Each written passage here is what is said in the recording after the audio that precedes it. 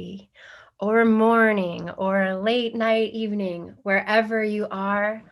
Welcome to everybody who is joining us. I love this part of our community conversations when we start to see the attendees numbers going up as people are coming online. And it hits my heart every time we do this, that we have an incredible opportunity to be here together today. Thank you for showing up. My name is Amie, Leigh, and I am the Director of Public Health Initiatives for the SE Trauma Institute. While we are headquartered in Boulder, Colorado, we conduct trauma resolution training through neuropsychobiological methods to therapists, coaches, and all kinds of alternative body work, medical practitioners around the globe. In fact, I believe we're in 36 countries now. We really are SE International. And I'm so happy to have such an international population represented and who registered for today's event. Welcome, world, to what I think is a very important gathering. This has been a beautiful series of conversations where we've gathered people to talk about issues that are prevalent in the space of public health and well-being. We want these to be both a resource on the content and topics that we speak about, but also a social engagement resource where you get to feel the experience of being connected to others who are here with you today. Sorry, doesn't it feel great to know that you're on the same page with hundreds of other people who are joining us for this conversation? No, really, I don't say that lightly. You're sitting in your own home right now. We're a year into social distancing, physical distancing, and yet you're here with people around the globe who have a passion for the same thing you do, who have an interest and a curiosity. Can we experience that even in this moment as a real resource? I'm so moved that you all want to be here for this. I already see Woodstock, New York, South Carolina, Belgium, Europe. Yes, how far away are we? Can you guys feel you're in the house?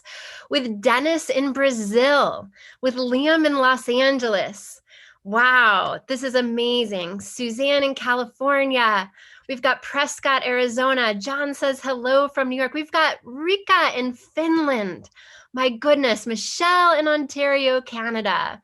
And Judy on the east coast of Canada, New Brunswick. Oh my goodness, you guys, here we are. This is always my favorite part. Connecticut, Los Angeles, Chennai, India. Can you just feel, you guys, the world is literally about to be represented in this conversation.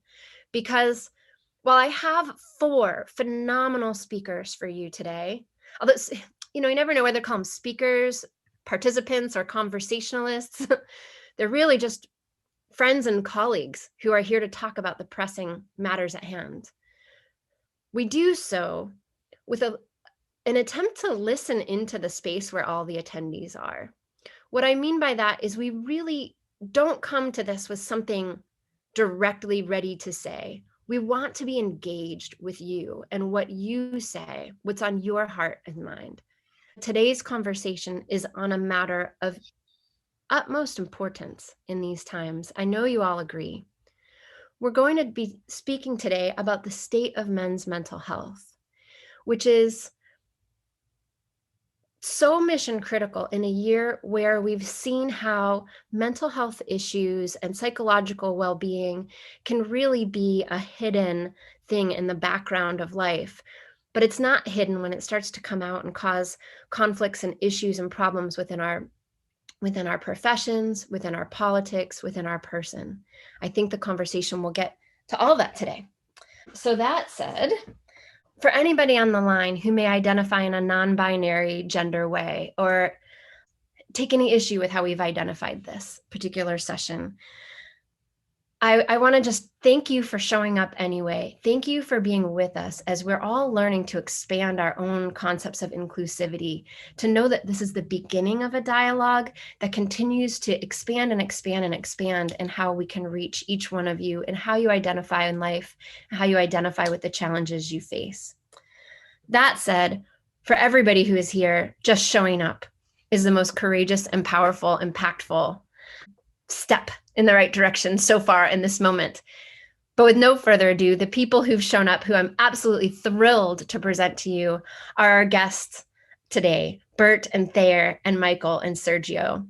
Guys, if you could come online with your videos, and I'll begin to turn this session over to the wonder that is your wisdom for us. I couldn't be more grateful for all of you being willing to step into as broad a title as the state of men's mental health. I mean, there could only be about 1,000 different topics within that. And yet I'm imagining there are things that are passionate and prevalent for each one of you represented here. So let me invite us to begin by asking the question, what is it that you find most important in men's mental health issues today? As I get off the screen, please introduce yourself with answering that question, and I'll be back on periodically to support you in getting questions from the Q&A.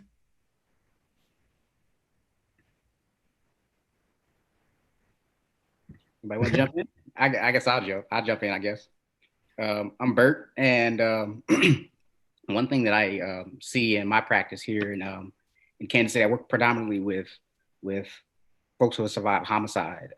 So the families who survived homicide, and my work with the men there, disconnection and shame.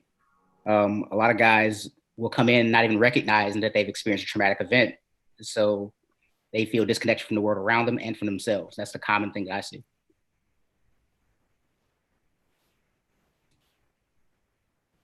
Yeah, I'm Michael Kane, and I think Amie said it best. I think the most important thing is showing up, and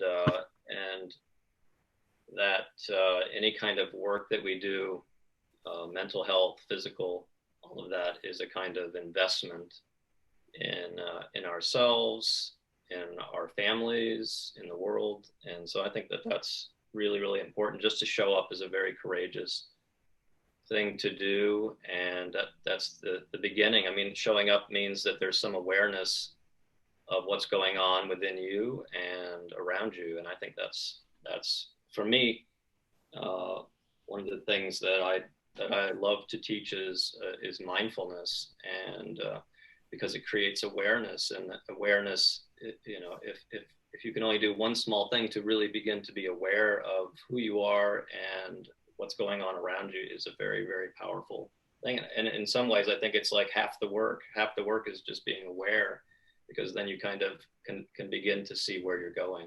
So I think that's really important.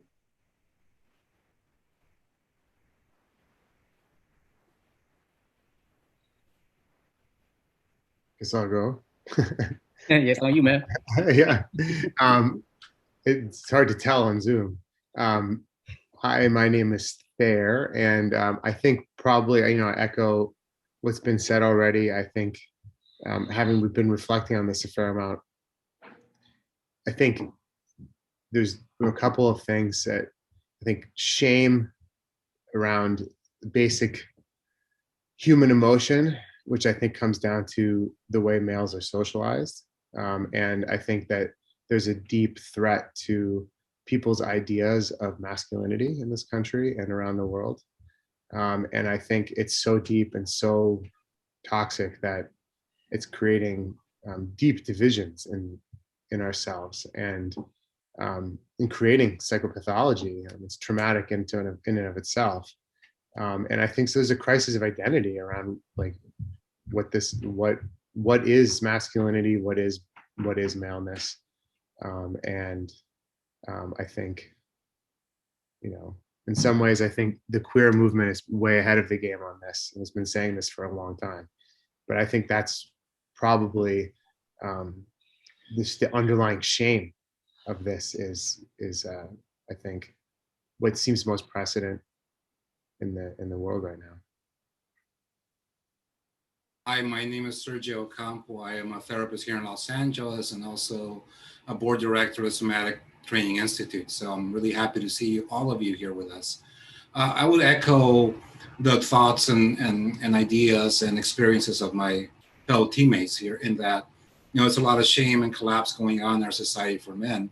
what I do tend to see in a lot of my sessions as a trauma therapist is this undercoupled, this underlying aggression that never gets to express itself, that comes from cultural norms that do not allow children, males, to actually express this kind of aggression that's very, very much repressed in society. And it shows itself in this lack of capacity to really feel into ourselves as men, but also to express that. Added when we are having very difficult situations in life or trauma, these become aggression. And aggression, of course, is not accepted in any society. And that turns into rage that's very, very much, set in our bodies. Somatic work, we work with the body to actually release the stress that accumulates in our bodies through time, allowing us to have these really mental conditions of depression and anxiety, etc. So it's very interesting that we should meet about how men are experiencing the world now, especially in COVID, and the isolation that really underlines what many men feel.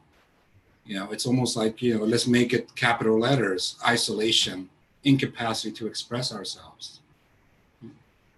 Well, I was just thinking, Sergio, also, I think one of the gifts that I find with SE work is that really, in some ways, if we boil it down, we're working with, with the expression and discharge of healthy aggression, whether regardless of who the person is, and the naming of these forces that are causing this enormous amount of conflictual responses. And I think that when you're socialized as male, and there's such a narrow range of what's healthy, then you get people, coming into our room. I work with a lot of military or law enforcement folks, and there can be a very narrow range of what's acceptable. So it can be hard to warm people up to this idea that there's a range of expression, so it doesn't go inward and become suicidal or annihilative. Yes, absolutely. Yeah. And go ahead. Oh, yeah, just the identity. You talk about the aggression being healthy. I mean, I think that's a huge part of it too, as well. I mean, if you spend the large amount of your time trying to define for yourself, what is manhood and what is masculinity, if it gets really, really, really, really, really, really narrow, and you base your identity on how you behave and respond to other people, it becomes very aggressive and violent, but doesn't necessarily leave room for vulnerability. It doesn't leave room for connection. It doesn't leave room for anything else along those lines. I mean, that's when you get into the toxic aspects of masculinity. When you talk about the idea of oh, well, this is how we deal with shame. We don't talk about it. This is how we deal with emotions. We don't feel those. If you scrape your knee, you have to, chug it up and not cry. I mean, we have all these unwritten rules around masculinity as a whole. And it creates a really, really rough environment for connection as a whole, between genuine, honest connection between men in particular. I joke a lot about the idea of we as men, we could sit down and play video games for 3 or 4 hours and not speak to each other the entire time. And there's no genuine connection happening there unless it's through a conduit, playing video games. When's the last time you went up to your guy friends hey man, I've just had a really rough day? I think that's really important for connection, to be vulnerable. Indeed. Yeah, I think healthy aggression is a great topic, and I think that we have this kind of biological, it's part of our biology to protest when something is not right as children and as adults and as we're developing.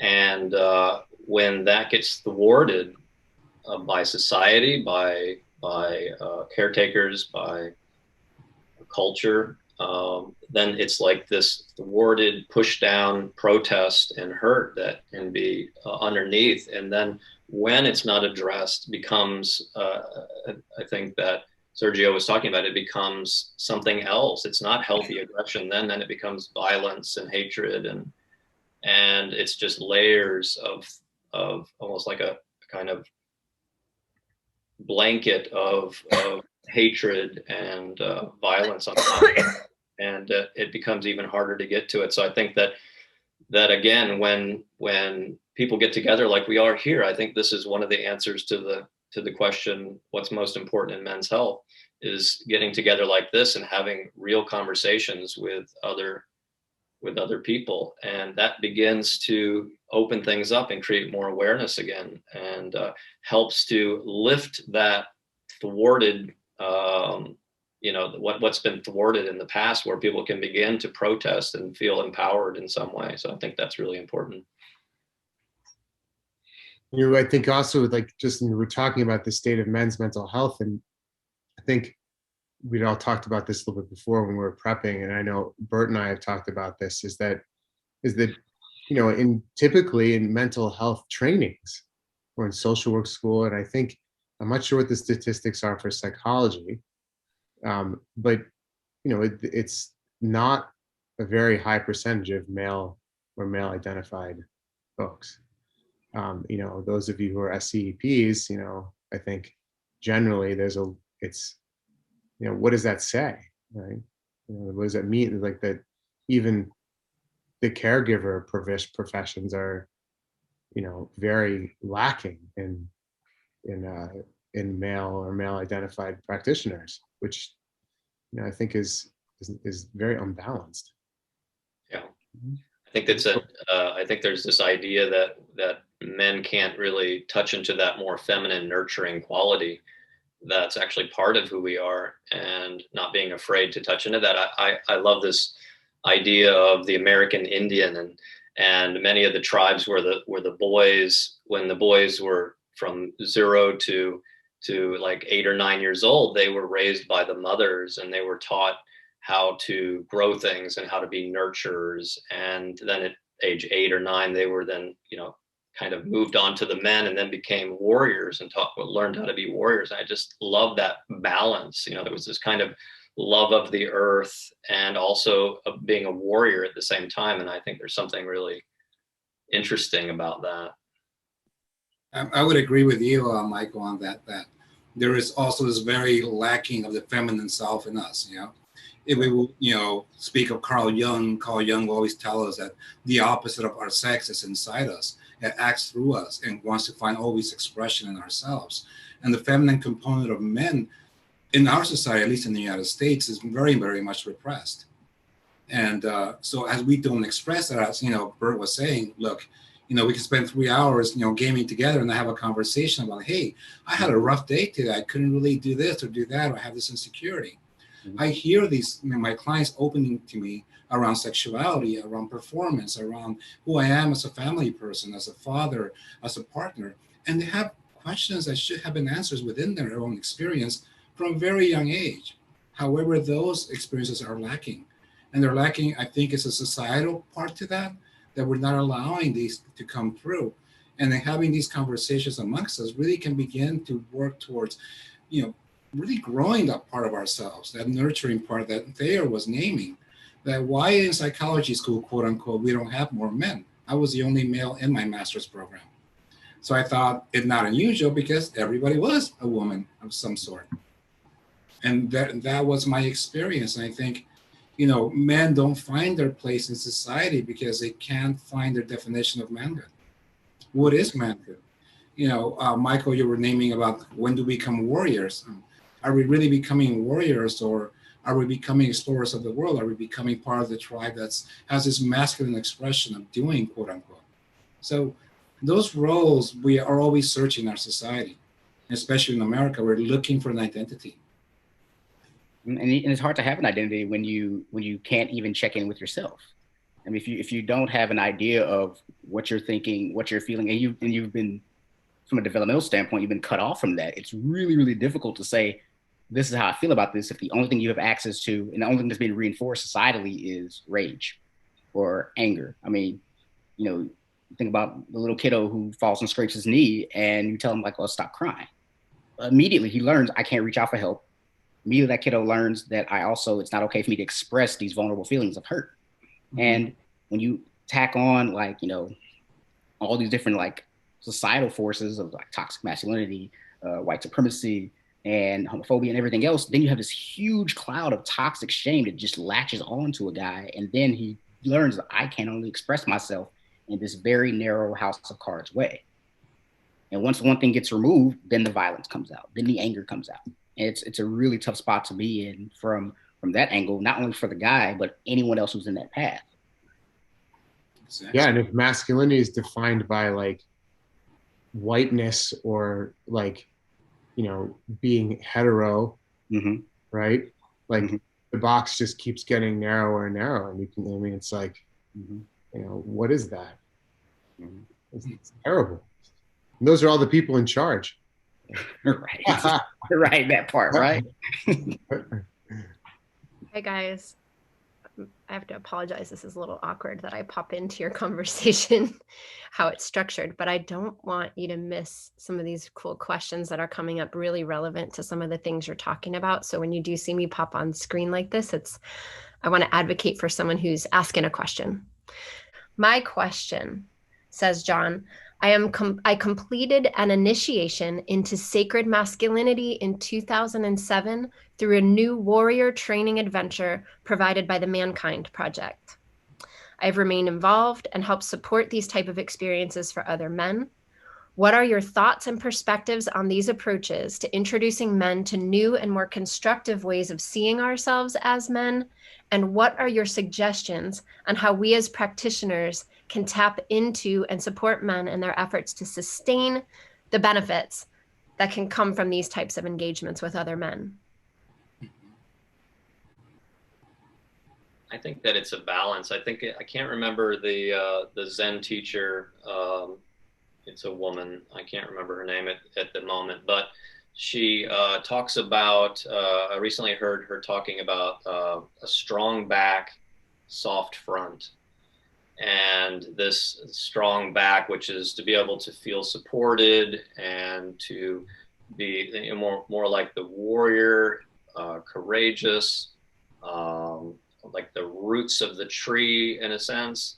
And then the soft front, which is this ability, this capacity to be vulnerable and nurturing and soft and compassionate. So I think that there's a balance. I think that it's that the in SE we work a lot with that warrior type energy, helping to take off that thwarted piece so that we can begin to feel vitality and aliveness and help people be comfortable with that sense of empowerment and aliveness. I think that they're both important. Again, we're talking masculinity and feminine. This balance. I think that it's okay to have a balance. I think it's important to have a balance. I think that was, is that Angel Kyoto Williams you're talking about? No, it's I don't know. I'll tell you later. Well, I also hear in the question too that about like maybe the encouragement of those kinds of engagements that were talked about in the question of like kind of initiation rites or right. I think right.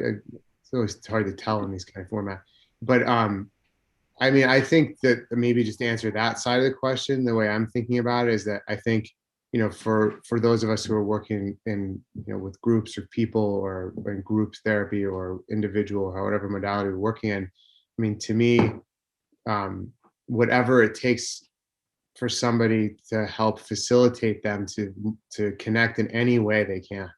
For some people, doing initiation rite can be one of the most powerful things they've ever done. And I think a lot of us who do practice SE, and SE has a lot of, it borrows a lot from a lot of different cultures and a lot from, people have been talking about the body for, millennia and how to work with it. And I think, SE is a more modern manifestation of that. And I think for men, like, I think part of like in a clinical way is like helping helping people return to their body, helping people work with the fear around emotion, right? Having them have some sense of embodied emotion, and that then helped usher them to like, in a social work way, where do you help people connect with other things in terms of like cultivating friendships, being in a club, playing a sport, doing a play, whatever it is, or having some kind of more formalized ritual that, or formal men's work, which can be really helpful as well. So I think it's whatever works for somebody to help them become more embodied or aliveness, right? Mm-hmm. And a lot of times it could be about like whether it's a formalized ritual or whether it's a common activity and things along those lines. Like, we talk about how men often do connect. I mean, for, me and Thay, we talk about it in a sense, like we talk about like him rolling at the, at Brazilian Jiu-Jitsu, or me going boxing and things like that. I mean, I think having a space where you're able to be vulnerable with other men in some kind of way. I mean, I've seen more apologies on the basketball court than I've seen in real life. Guys saying like, "Oh, I missed that cut. I missed that shot. My bad. My fault." I mean, that's a space where oftentimes I get the guys I work with. It's like, hey, can we practice some of that vulnerability right here now? So whether it comes in organically in terms of like a life and you can hang your hat on it, that becomes the example, or whether it becomes like a ritualized thing, like the Mr. Riley was talking about, like the idea of going through these initiation rites. I mean, I think whatever gets to the home of like being embodied and being connected to oneself, but also being able to be connected to other people too as well. I mean, I think that leads to so many different things. You can now regulate yourself. You also now can co-regulate with other people. I mean, it opens up the door to so many different avenues for guys, and that way it doesn't come out sideways and we're hurting everybody else. Yeah. I agree with that. I think what this tribal inclusion, it really provides connection and agency, that we come to this point where we have the agency, we can do. In somatic experiencing, what Michael was talking about was this collapse that sometimes we experience when overwhelming things happen to us and they get stuck in our bodies. Well, the opposite of that is agency, ability, saying yes to something, going forward, life energy, expansion. That's the powerful parts of that somatic experiencing that helps through that. So this tribal initiation, this tribal coming to being, is really coming into our own agency with support from each other and connection that allows us to actually overcome these parts of ourselves that might be in collapse, that might not be able to express themselves, and that might contain a lot of aggression.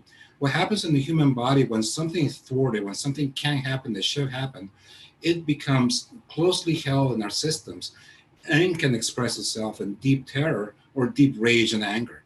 So when we suffer from depression, we can say we have a really powerful amount of anger where some little layer repressing it. We call it freeze, but you don't have to know that. When that happens, we can have explosions of anger, explosions of rage, or this grinding frustration we feel. Being included in a tribe is really to connect with ourselves and allow it to expand throughout. The Native Americans had rituals. Upon a warrior coming back from war, there will be a ritual, because we knew, they said, that their soul was not in them anymore. They were no longer in their bodies. And the ritual was held to bring them back through this inclusion, through this agency, and moving forward. So tribal experiences can be extremely, extremely helpful. And I really support that. Mm-hmm. I guess one of the questions I have here is, as we're talking about the state of men's mental health, and I think we're weaving in just all the layers of shame about occupying a male body, right? I'm just curious, in terms of what you guys think about, in terms of when somebody walks in your office, is there, and I'm curious what other people, I don't see the questions right now because it's too confusing on my screen, but, is there a difference the way, we might shift and work with somebody has a male body or a female body, and just, is it a big difference, in terms of that, is it important and to be able to be nuanced around that? For me, I feel that for men, I notice there's a holding back, a repressing, a really, not wanting to express too much anger or too much anxiety or too much vulnerability.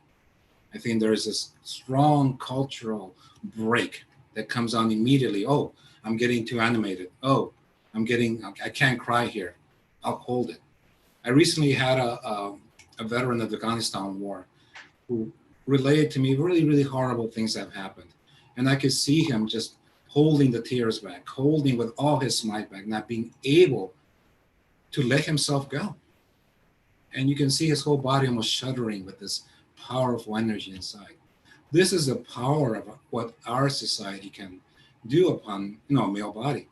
That don't express, don't be vulnerable, and have shame when you do so. And I think that when we don't do something about that, when we're not able to do something like that, what happens is chronic illness. There's a lot of chronic illness, not just the things that you were talking about, Sergio, but also what it does to the system, what it does to to the body, and that's what one of the things I meant in the beginning when I said it's an investment when we show up and when we begin to do any kind of work. It's really an investment and in the future in some sense. And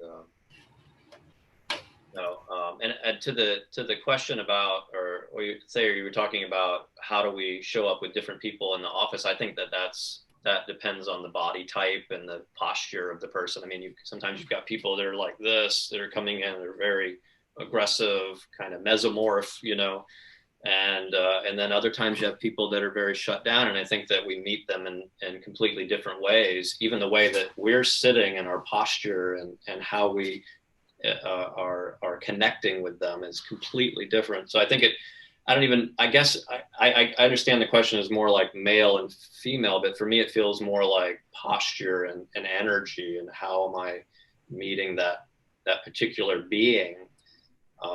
Yeah. So I think for me, it's both. You acknowledge like the micro, what's going on in front of you in the relationship, but then you also acknowledge the power dynamics too as well. So, I mean, a few things off the bat that I even said at the beginning of a session is like, hey, I know you're in a therapy session. You came here. Often my clients are on their own volition. I will say, you don't have to answer any of my questions. I have an intake in front of me. It's a few pages. You don't have to answer any of these. And if they say, hey, I don't want to answer any questions about this, that honors, for me, my thought process, it honors kind of the power dynamics that are there. Because inherently, I'm the therapist. If I'm working with a woman, I'm a male therapist in a room with a woman in that scenario. She may or may not have trauma with men. So allowing that power dynamic to be shifted just a tiny bit in that way to say, hey, you don't have to answer any of my questions. You can opt out of these sessions anytime you want to. And at any point, if you decide that, like, if they have any developmental trauma, like there was someone's like screaming and saying like, hey, look at me and anything like that. So you can opt out to even looking at me in this situation. Or I can turn this direction as we're talking to as well. Or I can throw the intake out and throw the pen and pad out completely and say, we don't have to go in that direction either. But I think if you're acknowledging the big pillars in the room of like, hey, you're in a space of you're a woman in a male dominated world in this situation, you acknowledge the power dynamics of like, whether it be race or transphobia or homophobia or racism and things. We acknowledge all those things first and then bring them into the micro. Then you acknowledge the elephant in the room. And I think that's kind of the general dynamics I'll set in general. And then whatever shows up individually is what shows up. They come in more shut down or more puffed up, then we work from there. But I think it's really important to bring the unspoken stuff into the room and just acknowledge it, so it's not just kind of floating around in the nervous system. So they're like, I'm not really sure what to do with that. And then let them naming the shame, naming it immediately out the gate. I mean, I think that's really important. There's some cool, I don't know if Amie's about to say this, but there's some great questions that are segueing right in. Like, if you guys, are you going to Robert's question there? I was just going to interrupt to tell you before, there's a lot of questions popping up about SE modalities and techniques. And I'm wondering if you all as practitioners of SE might share a little bit more about that. Also recalling that only about 50% of the people on with us today are even aware of what somatic experiencing is. We had a tremendous amount of response from men in emergency response professions, pastoral professions, who probably have no idea what you're talking about when you say that. So you might, maybe they do. I don't mean to dishonor anyone, but you may want to share a little bit about what that is, and some particular techniques are kind of what people are asking for working with men. But although this one is not highest voted, you guys were getting to it. Robert Kingsbury asked, how do each of you approach working with shame in session when you're working with a man? So since that came up, I just wanted to bring that up first so it didn't get buried, and then we can go to some of the other topics that are coming up. I guess it's funny. My first reaction to that is very carefully, and to be very, very attuned to what's going on in the room, and to know that the presentation of a tough exterior does not mean that somebody is absolutely terrified inside. Mm-hmm. Right? And I think that takes a lot of work on our part to really understand in our own male socialization what that feels like. Mm-hmm. I think, I think that is part, like, kind of what Bert was saying in terms of, like the naming of shame. It's like, Sergio was talking about Jungian work, right? So it's like, what's the shadow in the room, right? The shadow is shame. So I think it depends, of course, who's in front of you, but I'm very collaborative in the way I work with folks, and will often like do some kind of psychoeducation around what somebody might be feeling. So it's just naming these kind of menus of things, and people, oh yeah, I'm like that, right? And that helps. Is that okay? Yeah, it's okay. Okay, like so, there's like a kind of a touching in, because if somebody, I found that if people are, depending on who the person is, sometimes there's a lot of questions about aggression. If you move too fast to aggression, people will collapse because it's just overwhelming, right? So those are just some brief. I mean, this is a long. We could spend 5 hours talking about that question, but And maybe guys, for all the folks, 50% who are not SE people, Yeah. somatic experiencing people, maybe we can have a little brief introduction of what somatic experiencing is and what it does and how it works and why it works. And maybe I'll start off and you guys can sprinkle your, whatever we want to put in the salad. But, somatic experiencing is this intervention whereby we acknowledge the presence of the body as fundamental to what's happening when we become overwhelmed. When we have an overwhelming event, something that expands our nervous system into this fight-flight mode, it's a high energy state where we want to run away, fight back, or we simply can collapse from fear and inability to escape. When this happens, sometimes this gets stuck in the body as this constant cycle of nervous system activation, energy, this instability that we feel when we feel anxious or we feel very angry or even chaotic and not present for our experience. With somatic experiencing, what we seek to do is to renegotiate that, to discharge, to deactivate it through this very gradual, very compassionate, very paused way of allowing our clients to discharge this energy gradually from session to session. So over time, we see the decline from a lot of charge to much less charge. When this happens, typically the mind will quiet. So the ideas, the connections, the overcouplings, the things that bother us suddenly kind of fade away. So SE is a very efficient intervention, not to use the word trauma, but to treat overwhelm. When our system has too much, when our cup runneth over, and we kind of leave our body. So for first responders, we see this all the time in the patients that come into emergency rooms or wherever we connect to them. And what's happening in our own bodies as we're seeing this, what's happening is there's a lot happening, but suddenly we numb. And I will put forth that it's not so much we're numbing ourselves on purpose, our bodies are automatically numbing us through what we here call a freeze response. That all that stuff that's underneath here bubbling just gets frozen over. And when we numb, we don't feel anything. And you might see us perhaps a little bit disconnected, not here so much. So this is kind of in a little capsule what SE might be, and I'm curious to know what Bert, Michael, and Thayer might add to this work. I think you encapsulated it, man. I mean, I think I tend to use imagery and such. So let me grab this real quick and see. I mean, like if someone comes along to me and they're like, their cup is really, really full. I mean, imagine like this Gatorade bottle was like completely full and running over. After a while, if you try to pour it out and like it's still running over, I'm trying to pour it out, it's still running over. What do I do with this situation? More often than not, with SE, we try to pour it out a little bit at a time. A little bit at a time. We provide a safe container from our relationship as clinicians to first see if we can slow down the water flow that's flowing this thing over. And then once a person gets a little bit settled, get a little taste of settling, we start to slowly process by pouring it out a little bit at a time. Pour it out too much and it gets a little overloaded. So instead, if we pour it out a little bit at a time, the person get used to the idea of like, oh, this is what it feels like to be settled. This is what it feels like for me, my breathing to slow down or my heart rate to come down. But if you get to slowly look around this room and notice like, oh man, I'm not flooded anymore. A little bit at a time though, because too much, too fast, too soon, that's what got you in the situation to begin with. So that's kind of how I do it in that situation. That's how I explain it to folks. I think you said that both of you, Sergio and Bert, said it really well, and I think that the first thing is safety, helping the person to feel more grounded, oriented, safe, helping to create more regulation,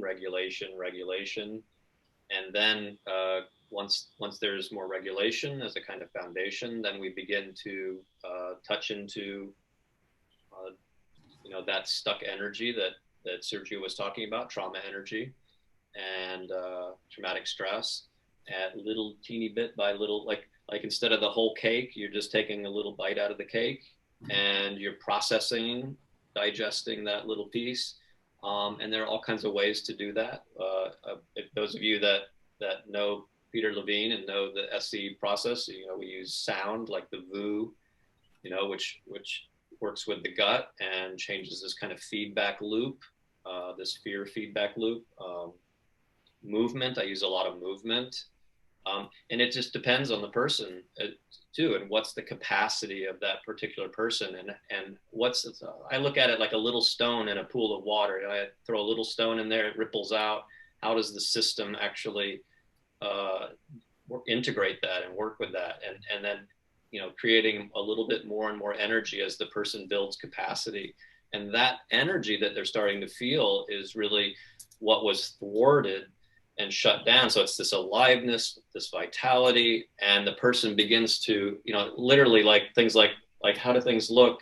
And they're like, wow, I didn't realize that this room was so colorful, and I didn't see that thing over there. I've been here like 3 times. I just noticed that. Mm-hmm. And it's like this whole, they're coming out of the fog in a way. And it's just, there's so many different little tools, but it's all about, starting with safety, starting with capacity, and then building from there this ability to open to more and more of what's underneath the surface, and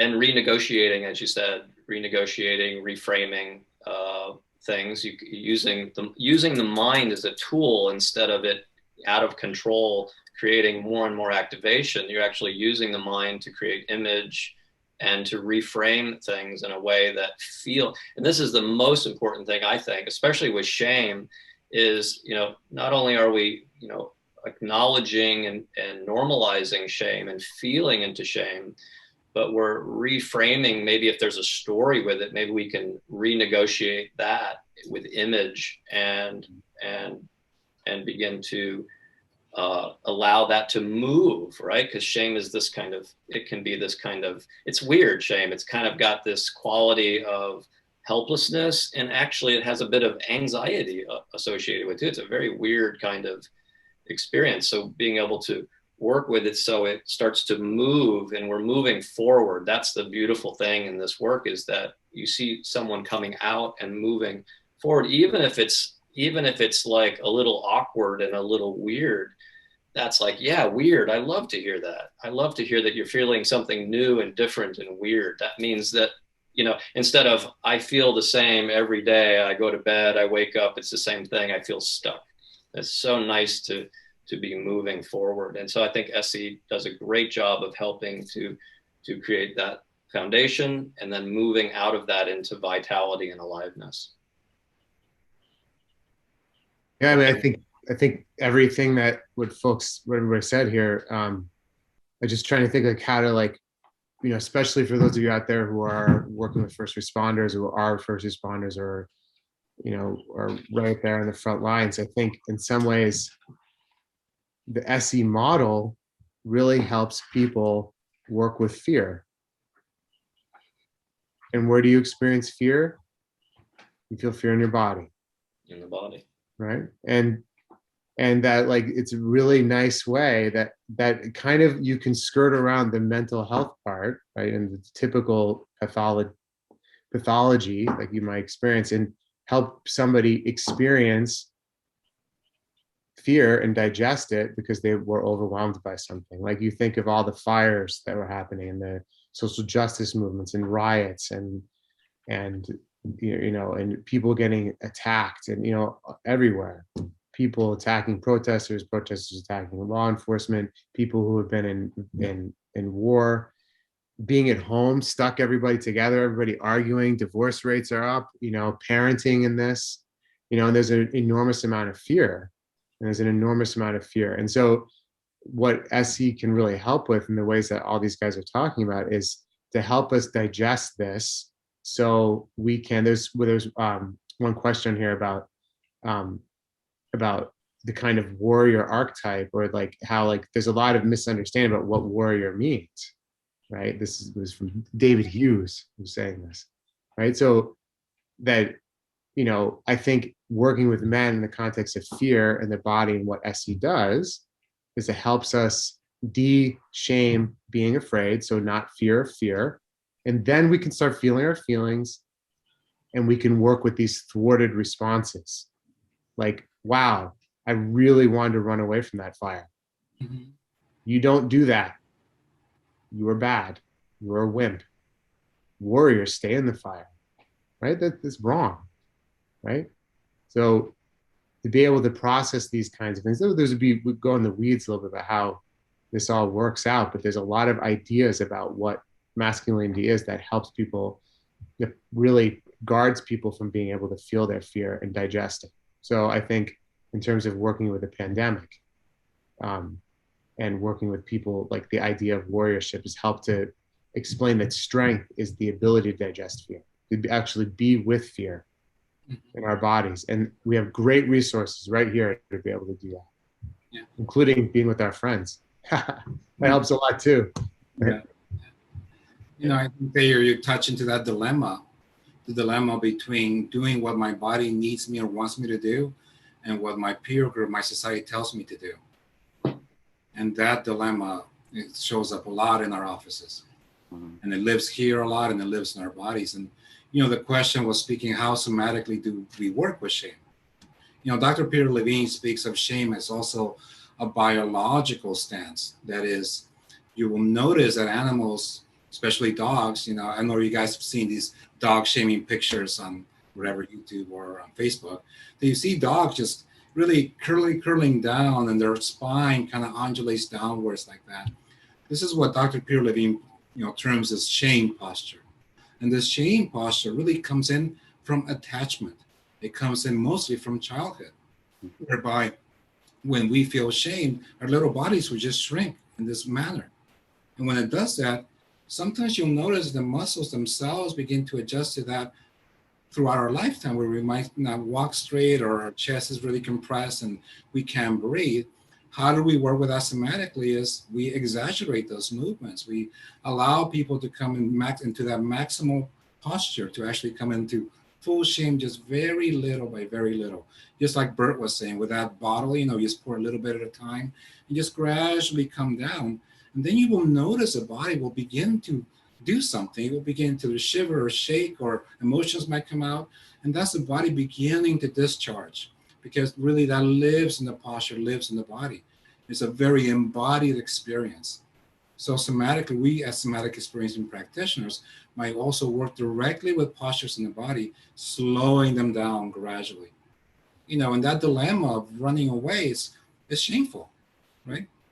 But the instinct is so powerful. I don't want to go in there. I'm going to burn myself. This is really scary. And that is also fueled by whatever we're coming in with our own traumas. As we face the situations, they're fueled by what happened to us before that moment. So, it's a lot to talk about with shame. So, yeah, it's a lot. Yes, a lot. Doing a fantastic job. And I wanted to bring in another question. Seemed like there's such a great spot for that, Sergio. It's interesting. There's been a lot of conversation and dialogue about the warrior archetypes, and shame has been there. And there's quite a few questions coming up around aggression. And I hope I don't offend any of the askers when I say this, but I'm noticing that a lot of the questions about aggression are also coming from women participants. And so I'm having a question in my own mind as a woman therapeutic practitioner of like, wow, what is it that might be striking these women who are writing some of these questions? The questions are a lot of what are some strategies to deal with male clients, helping them express aggression? And, is that even a thing there? I'm not sure. We could bring Kristen or Maggie or Susanna on to talk with you guys about it, or you guys can talk amongst yourselves. But there's some longer questions. I could read them, but if you want to take a moment to look at the chat, if that's not too awkward, the Q&A. Kristen says, can you share somatic expression strategies? So maybe, Sergio, this might be a time that you could even actually show us an exercise or something you might do when working with either shame or aggression. That's a embodied activity. I have something. I'm going to go get it, so I'm going to leave for a second. Great. Michael has some great exercises. Yeah, so they're really interesting. And then there's questions about how the SE community might reach out to those who have aversion to traditional therapeutic environments. I think, Bert, that's been your zone in a big way. And not only for court-ordered people, but trying to intervene before they come into the system. So there might be something there to address, and I'm kind of blocking those together because it seems to be an inquiry from women around what do we do around what might occur to us as repressed aggression? How do we support maybe something there coming out? Well, I think, first of all, normalizing it's really important. For me, that seems to be the first step, is really normalizing aggression and talking about it in a way that it's a kind of fight, flight, defensive response that when managed in the right way, can be really healthy and actually be a doorway to a lot of healing. And back again, talking about vitality, coming back into that. I use image sometimes. I use this thing right here. It's called a flex bar, which is a kind of way that you can feel the energy in the body and then begin to direct it out, because that's so important, because there's so much directing in of aggression that it can be really, really a problem for someone, chronic illness, this type of thing. And so this ability to just kind of slowly, and you can titrate this. Titrating healthy aggression is super, super important. So again, it depends on the person, and just beginning to kind of feel the energy moving through the body. And it's just a thing that I can squeeze this as much as I want. You can do this with a dish towel. You can take like a dish towel and begin to do that sometimes, and then you just do a little bit, right? And then you step back and you kind of notice how the system deals with it, what happens. And sometimes obviously underneath aggression there can be hurt and fear and sadness, and so then you're working through that wave. Sometimes I use image, like if you because sometimes people don't like to take it on themselves, but you can put it on something like the Incredible Hulk or a superhero. Or I remember myself years ago when I was working with a lot of rage myself, I would imagine that I was like Godzilla, like 1,000-foot Godzilla, crushing buildings. Nobody was getting hurt. I was just kicking over buildings, blowing fire, and then seeing that, and it was almost natural. And then I would just feel this energy in my body, and it was so powerful. And one of the most important things that I learned is that I was so afraid of becoming angry or something. I was afraid that I would become the anger. And what really happened was I actually became more compassionate when I was able to move through the rage and the healthy aggression. And there was this settling, and there was much more compassion towards the people that had created the healthy aggression in me, the people that I was protesting. I actually began to see them in a completely different way, which was very surprising to me. So there's this ability to normalize, to work with it, titrate it. And then actually, in SE, we talk about SciBAM. And so there's sensation, image, behavior, affect, and meaning. And so actually these can all be part of this process. And at the end, there can be this meaning that can be just so beautiful and healing when it comes to, because it's not just about the anger and the aggression, it's what's underneath that. And yeah, so I don't want to keep going with that, but I hope that's helpful. I think to that question again, perhaps also for many practitioners, male aggression can look really scary. Yeah. Yeah, sure. When it's seething and it's felt in the room, and also what might express itself in a loud, sonorous voice or other movements or other gestures, But let us keep in mind that what that energy is wanting to do, quote unquote energy again, is it wants to actually deactivate. It actually wants to bring about this healthy aggression that's underneath. What is healthy aggression? Healthy aggression exists in all our lives at all times. For me to get up and open that door or close it, it takes a little bit of aggression. For me to go to the store and stand in line and look around takes aggression. We all, men and women, have this capacity, but what happens with anger and rage is this really bottled up lack of expression of this healthy energy, healthy aggression. And when that happens, it's explosive. But always keep in mind that what's really happening before your eyes is that body is dying to discharge that. It's trying to find a strategy unconsciously, but it cannot.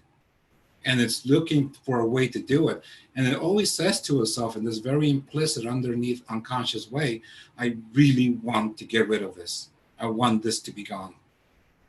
And it doesn't, and as therapists, as Michael was so well said, we do it gradually, piece by piece by piece, and I allow my clients just to, I have these things called the smoothies, these rings that we use in SC, but they have like these rubbery soft things, and I allow them to hold them and play with them and just gradually squeeze into that, and I do say, feel the anger, feel the rage if it comes, and squeeze for a moment, and then just let go and pausing and notice what happens. And as Michael says, inevitably, many times tears will come because there's this sadness there, always. And that's what we must keep in mind when we see this rage. Underneath, there's a tremendous amount of vulnerability and sadness. So we just keep that in mind as that's where we're wanting to go to. Because after that, what Michael was saying, exists self-regulation, coming to life, more availability. I can really see the room. Look, there's a lamp there. I never saw that lamp. Wow, you got a lamp. That's what we want. I hope that's helpful. I think when you're dealing with like aggression and rage, or you want to figure out which way it's presenting. Some folks will present with the idea of, I can't experience that. I cannot experience that rage. I cannot experience that because the last time it happened, this happened, or the last person to enact on me was in a very unboundary kind of way. They were not able to be with that anger and rage and spit out on me. So they may come in with a very stifled way of dealing with their anger and their rage. And then some folks have it to where it's just reinforced internally, where they just experience rage and they're just raging out anything around them.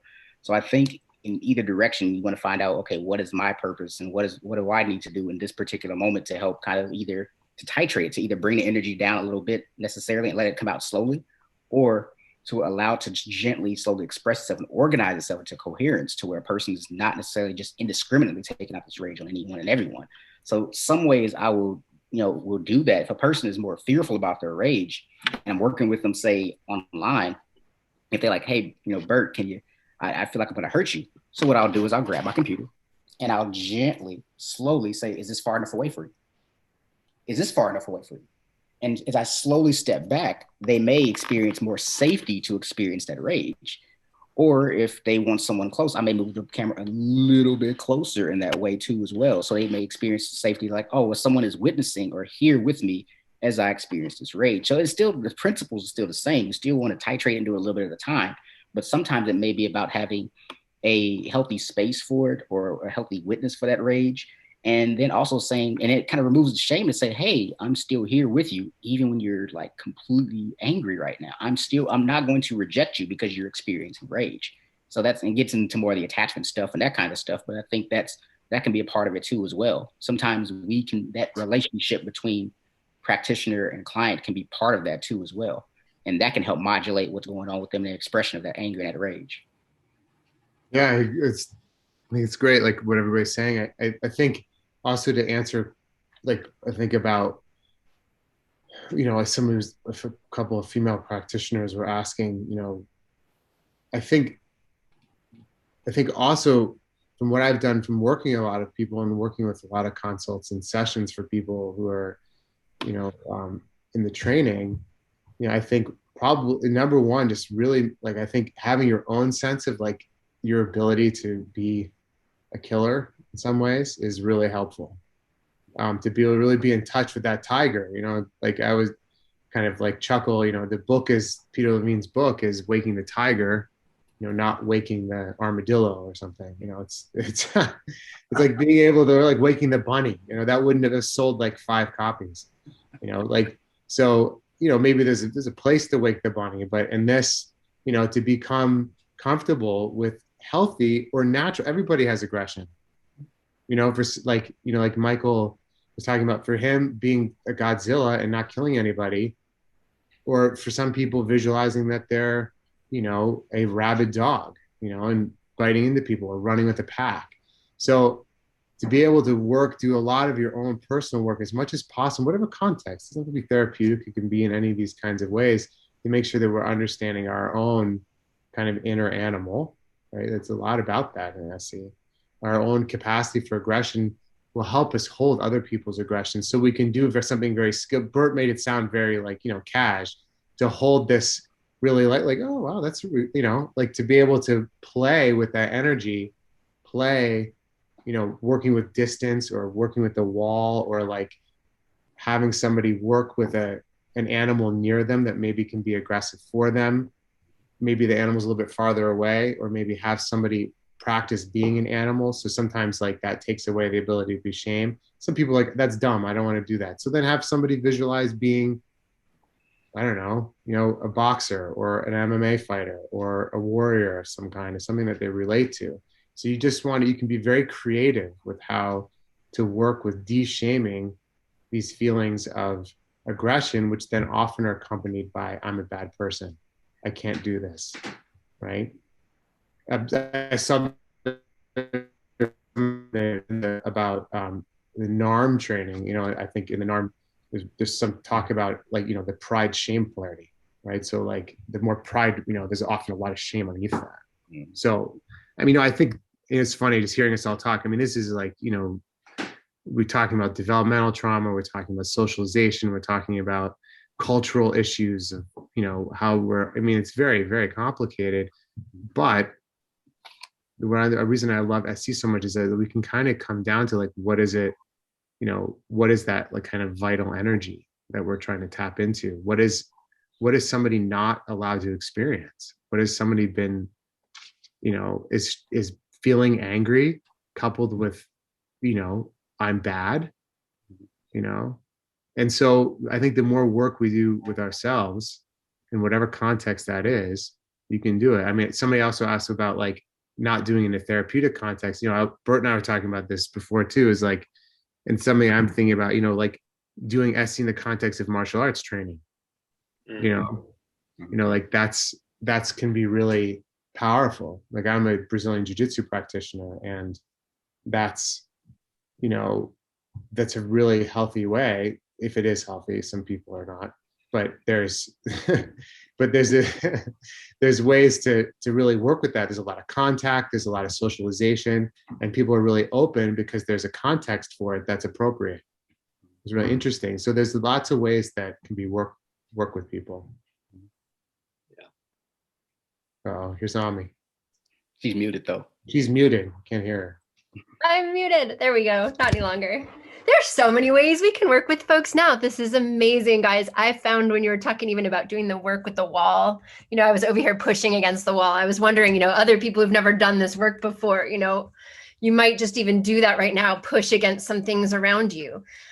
For those of us in the somatic experiencing community, the kind of things these gentlemen are speaking about are very familiar to us. They're kind of techniques we don't just think about. There's such an embodied practice. I know you're getting that from everything they're saying. If you've never been exposed to this work, I hope there might be some light bulbs going off, some thoughts of, could work with an SE practitioner. Like maybe that sounds different than the regular therapist who's going to sit me in their office and we're going to just talk about a life. It's more fun. If you aren't getting that these guys are more fun, then you're missing something entirely. These are some of the funnest, but I have not. Funnest? That's not a word. Okay, stop. But what is fun right now is I'm noticing as my energy is building, there's something I want to invite all you participants to do with us. This is 100% free programming. If you're a member of the Institute, if you're a practitioner listed in our directory, you can attend our webinars. If you're a member, you can get a discount on them. But this is a completely free program series designed to really hit the heart and the mind and the soul and the body and the community where it needs some immediate resources now. If you are getting 2 cents worth of resources from this, would you consider donating 2 cents to the Institute? If you are getting $1 million worth of resources right now, would you consider donating $1 million to their institute? Let me make it really easy for you. You can take out your phone right now. Go ahead, you're allowed. We can't see you. take out your phone and you can go to your, if you're, oh, sorry, this is if you're in the domestic United States, this is Canada, international, stand by, I'll give you a pointer in a moment. In the US, you can send a text message to 26989.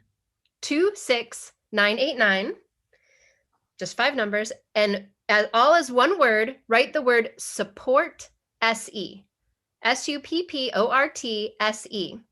And that will send you a link as to how you might be able to make a donation to us. I hope at least you might consider making the donation of the cost of a cup of coffee where you live. I've chosen to live in a place where it costs about $3.20. But if you're in New York, we expect a $27 donation from you for that cup of coffee. Or in Los Angeles, what's the going rate for coffee these days, Sergio? I think it's $72. JK. But really, folks, your donations, even if each one of you just did get on and donate the minimal amount you could for this time, it sends a signal to our staff, to our executive director, and to our esteemed board of directors that this kind of programming is compelling and worthwhile. So I'd love to get as high a dollar amount as we could, which allows us to keep doing these programs and get more creative as to how we can make them available to people who haven't encountered this material before, but also how we can communicate that this is really worthwhile to keep going with. So I'm curious right now, we said some of you guys were SE trained already and some are not. Raise your hand in that thing if you've never taken a class or a training in SE. If this is, maybe you've been to some of Peter's webinars, which are phenomenal, by the way. His Ergos Institute does the master classes, and at the Somatic Experiencing Trauma Institute, we do a 3-year training for therapeutic professionals and related kind of occupations. And also, one last plug I'll say, because I can't let you guys off the hook on this. Hope you're doing the crisis stabilization. I said these 4, some of them are contributing authors to our crisis stabilization and safety program, which maybe some of you might want to say a word or two about, because I do think it has a great capacity to reach a lot of male-oriented professions and crisis responders, include all the way from pastors and doctors and nurses to military and first responders. So some people on this panel right now are helping create that program. Some people are in the process of being recruited to be trainers of that program. So maybe we could say a little bit about that while everybody is busy donating. If you are not able to donate through that link, I can invite you, Daniela will be putting in the Q&A the link to www.traumahealing.org/SECC, like Somatic Experiencing Community Conversations. Follow that link. And if you're wondering which of those boxes to donate into, the COVID-19 Emergency Fund was originally set up for these contributions. So we invite it there, but please find whatever really moves your heart and donate in the area that is of greatest concern to you. We're so glad to be here with you. I will get out of the way again, but I want to thank you guys for answering that last set of questions. I'm going to move some of those into the other panel and then bring your attention to Fabrizio's next if someone wants to read that. Wait, can Bert and I plug the CSS thing real quick? Yeah, why don't you go ahead and can you? I'm going to get out of the way so you can. How many of out there want to be able to work in disaster? Yes, and use SE principles for frontline work and have a little bit different kind of training on how to work with those of you out there who are on the front line or like near the front line of any kind of disaster or any kind of whether it's a natural disaster, a social disaster, or in a hospital, or like even in a ring, you know. And if you want to learn how to, Seti's been hard at work with Amie here to develop a training that will help give very solid tools like the scope tool, which you can see on the SETI website. I don't know what somebody can maybe put up what that website is to check it out. Some very concrete ways of helping people stabilize in crisis. Bert, you want to add to that? Yeah, I mean, you pretty much kept all the bases, but I think it's really important to be able to have some concrete things to do, because more often than not, when people experience a crisis, it is a very, very overwhelming event by its very nature. So having some concrete tools that you can learn. I mean, we have, different lengths of training rolling out and different amounts of information to be involved in each one of those trainings and things like that, different depths. So I think it's really, really important to have some kind of skill in that moment, in that area, to actually like effectively respond in those crises. So if you want to get more of that, we'll be rolling it out here pretty soon. Yeah.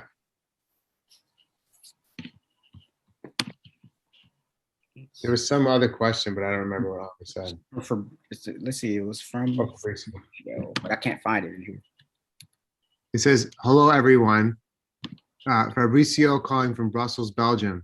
I already have a big question. I would be particularly interested. I would like to have some thoughts about gay men and LGBTQ plus AI in general, and how we are coping during this modern times, pre and post COVID. Aside from LGBTQ plus topics, the same question with regards to sensitive men. In a society here, therapy is almost seen as a girl thing. Okay. So and Fabricio is a somatic experiencing second year student. Okay. Yeah.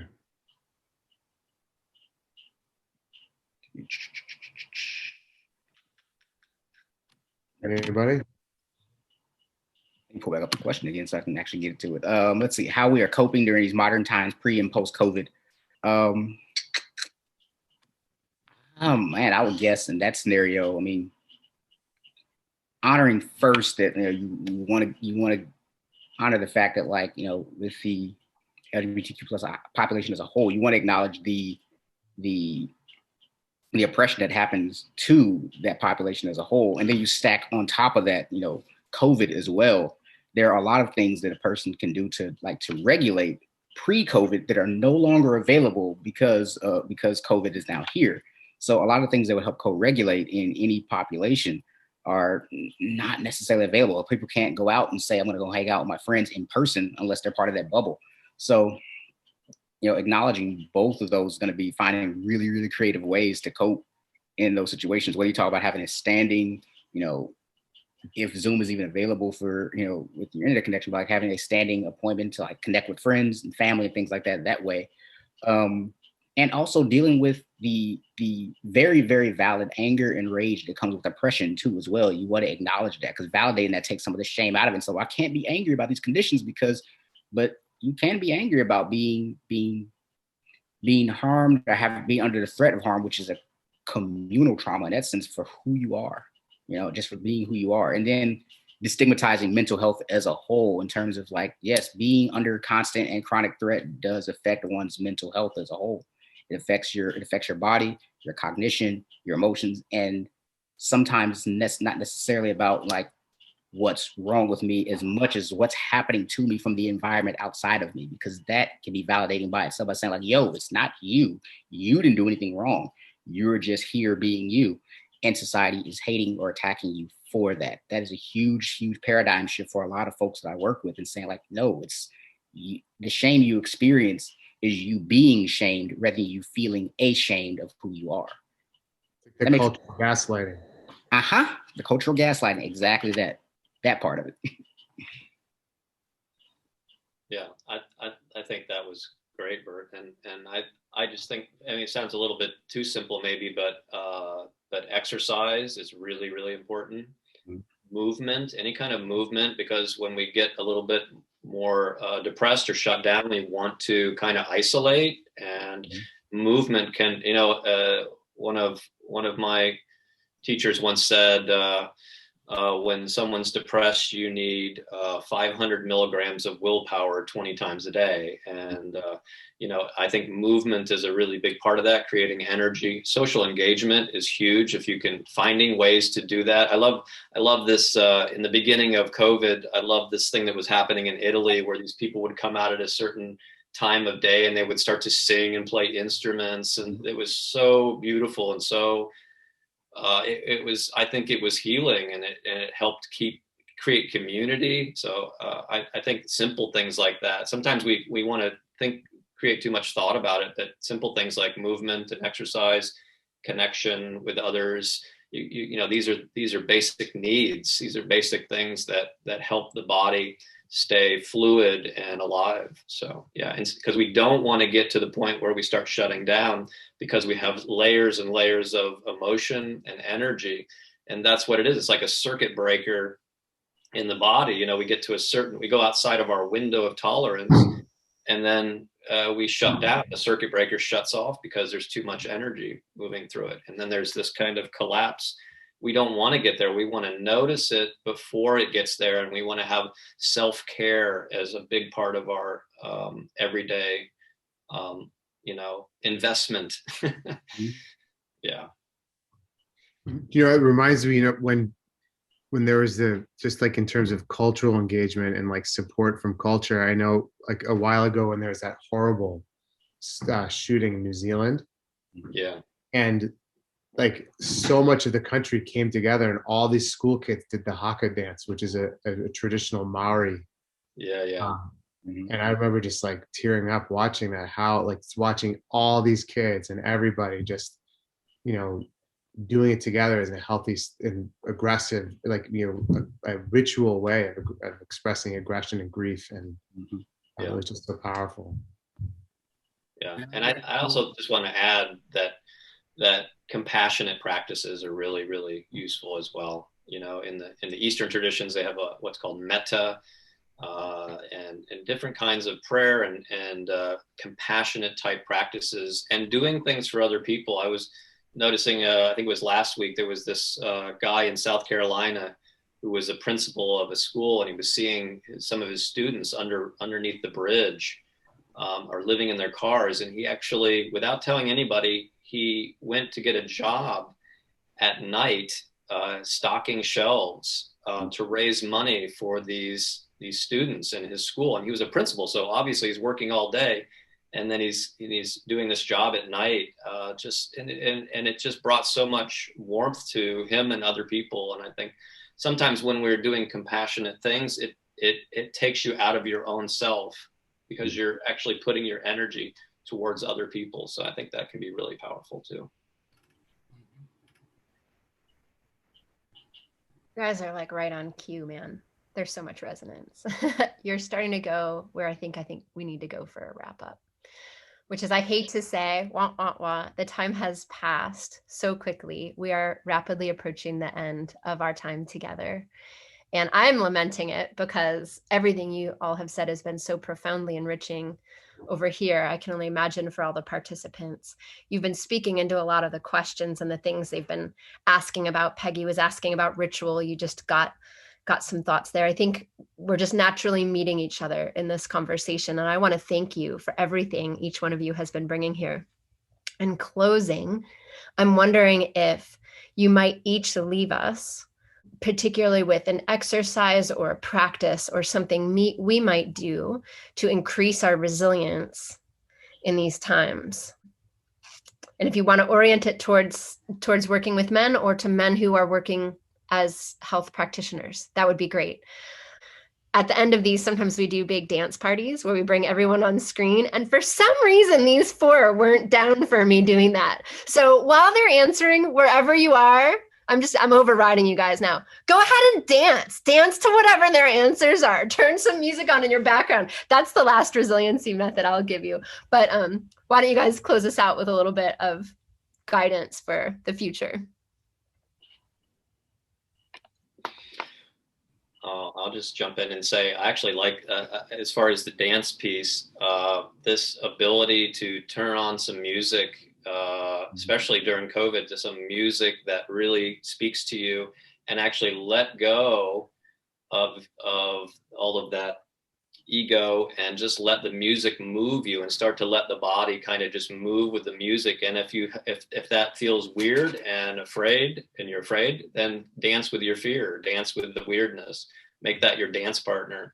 I would say that, and it's just wonderful. You know, start off with something mellow and work your way up. And then for me, always a big part of, and it's a big part of SE as well, is mindfulness practice. Any kind of practice where you are being mindful, whether it's doing the dishes and bringing your attention back to whatever it is you're doing, whether it's feeding the cat or walking or doing the dishes or whatever it is, or more of a formal meditation or mindfulness practice, because it really begins to allow you to create this space between thought and awareness, present moment awareness, right? This ability to have differentiation or discernment. So I think that's a very powerful thing, because the mind can be so powerful in creating activation and depression. And so this ability to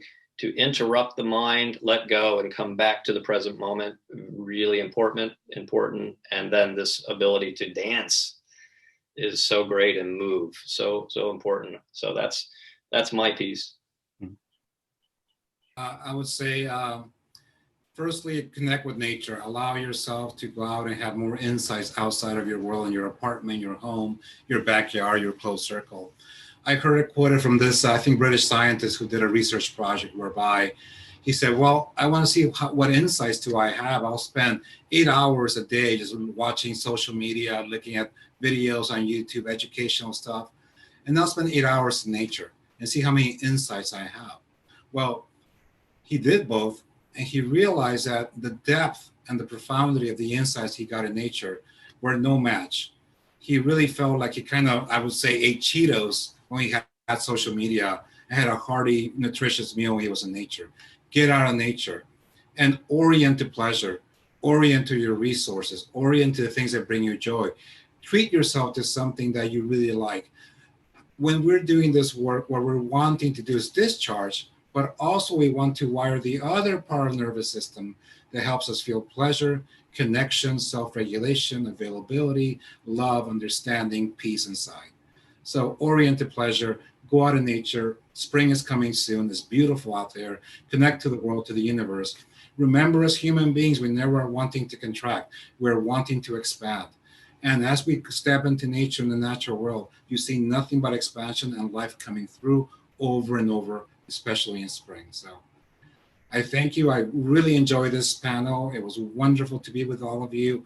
I have to go now, and I hope you guys show up more and know that somatic experiencing, not only as an institute, as an institution, is truly working to begin to relieve this overwhelm, this trauma we feel in our society in America and around the world. So I thank you all, and I hope you guys have a wonderful weekend.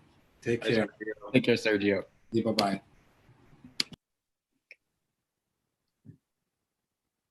One down. Bert, I think, did you still have to add something? Yeah, the activity. No, you don't get out of it.